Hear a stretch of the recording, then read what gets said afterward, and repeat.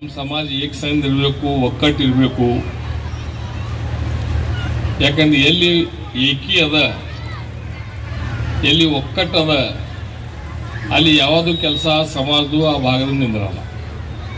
ಇದು ಜಗತ್ತಿನ ಇತಿಹಾಸದ, ನಿಮ್ಗೆ ಗೊತ್ತದ, ಎಲ್ಲರಿಗೂ ಗೊತ್ತದ. ಆದ್ರೆ ಕೆಲವು ನಮ್ಮ ವೀರಶೈವ ಸಮಾಜದಾಗ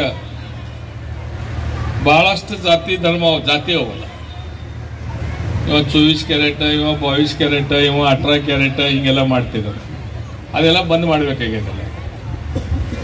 ನೋಡೋಮ್ ಹಿಂಗೆ 4 ಜಗದ್ಗುರು ಇದ್ರು. ವೀರಶೈವ ಸಮಾಜದಿಂದ ಎಷ್ಟು ಮಂದಿ ನಿವಾಸ ಬಂದ್ರೆ ಒಟ್ಟು ಮಂದಿ ಸತ್ಕಾರ ಇತ್ತಲ್ಲಿ. ತಮ್ದು ಸ್ಮೃತಿ ಮಂದಿರದಾಗ ಸತ್ಕಾರ ಇದ್ದ. ಯಾನ್ರಿ ಹಬ್ಬರ ನೀವಿದ್ರಿಲ್ಲ, ಅದನ್ನ ಇದ್ರಿ ಆಳೆಗೆ ನಾವೊಂದು ಮಾತು ಹೇಳಿದ್ದೆ. ಇವಾಗ ನಮ್ಮ ವೀರಶೈವ ಯಾವ ದಿಶೆಯಲ್ಲಿ ನಡೆದಪ್ಪ ಅಂದ್ರ, ಒಂದ್ ಸಾಣದ ಒಂದು ನಾ ಕಿಸ್ಸ ಹೇಳಿದ್. ನಾನು ಹೇಳಿ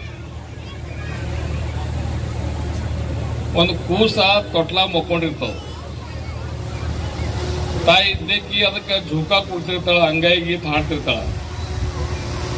ಇವಾಗ ನನ್ ಕೂಸ್ ಮಕ್ಕೋಬೇಕು ಈ ಭಾವನೆಯಲ್ಲಿ ಅದು ಅಂಗಾಯಿ ಗೀತ್ ಹಾಡ್ತಿರ್ತಾಳ. ಅದು ಕೂಸಿನ ಆಳ ಕಮ್ಮಿ ಆಗಲ್ಲ. ನಾನು ಕೂಸ ಅಳ್ತದ, ನಾ ಇಟ್ಟೆಲ್ಲ ಹಾಡ ಹಾಡ್ಲಕತ್ತೀನಿ, ಮನಗಸ ಪ್ರಯತ್ನ ಮಾಡಕತ್ತೀನಿ ಅಂದ್ರೆ ಭೀ ನಾನು ಕೂಸ್ ಮಕ್ಕೊಳ್ಳಲ್ಲ. ಅದಕ್ಕೆ ಏನ್ರೆ ಬ್ಯಾರೆ ತ್ರಾಸ ಇದ್ದಿರ್ಬೇಕು. ಇದು ತಿಳಿಯದ ಬುದ್ಧಿ ಆ ತಾಯಿ ತಲೆಗಿಲ್ಲ. ನಮ್ಮವ್ವ ನಮ್ಮ ತಾಯಿ ನನಗಿಟ್ಟು ತೊಟ್ಟಲ್ ತುಗುಳ್ಕತ್ತಾಳ, ಹಾಡ ಹಾಡ್ಲಕತ್ತಾಳ, ನಂಗೆ ಮನಸ್ಬೇಕಂತ ತಿಳಿಸಿದ್ರ. ಆದ್ರೆ ತೊಟ್ಲಾಗ ನನಗೆ ತಗಣಿ ಕಡ್ಲಿಕ್ಕತ್ತಾವ, ನಂಗೆ ತ್ರಾಸ ಅದರದ ಹೇಳ ಬಾಯಿ ಆ ಕೂಸಿನ ಬಲಿಲ್ಲ.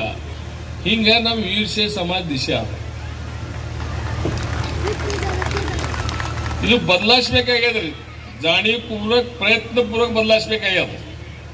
ಮತ್ತೊಂದು ಸಮಾಜ ನಾವು ನೋಡ್ರಲ್ಲ, ಅದೊಂದು ಚಲೋ ತೋಬೇಕು ನಾವು.